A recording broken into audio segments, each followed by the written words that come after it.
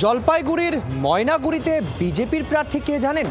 আচ্ছা, আপনি যে নামটি জানেন সেই নামটিই কি বিজেপি প্রার্থীর চূড়ান্ত সিলমোহর পড়ে গিয়েছে? কিন্তু না, বিজেপি প্রার্থীর নাম যেন ময়নাগুড়িতে এক রহস্য।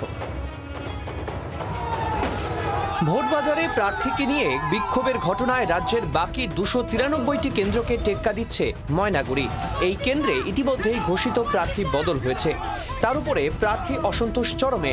প্রথমবার প্রার্থী হিসেবে বিদায়ী বিধায়কের নাম ঘোষণার পর ময়নাগুড়িতে বিজেপির দলীয় দপ্তরে তালা ঝুলেছিল। প্রার্থী পাল্টানোয় বুধবার ফের দলীয় দপ্তরে তালা পড়ে। এমন প্রেক্ষাপটে 24 ঘন্টা কাটতে না কাটতেই ফের টুইস্ট।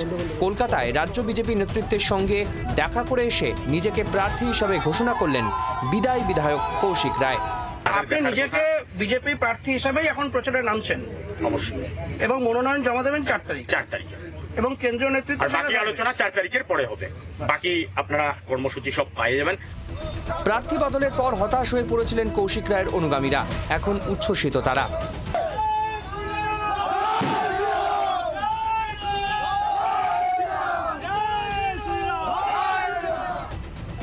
ময়নাগুড়িতে বিজেপি প্রার্থীকে তা নিয়ে জোরালো হচ্ছে যেন রহস্য। কারণ প্রার্থী বদলের ঘোষণা রাতারাতি হয়েছিল। ডালিম রায়কে প্রার্থী করা হয়। সেই ডালিম রায় এখন জোর কদমে প্রচারও চালাচ্ছেন।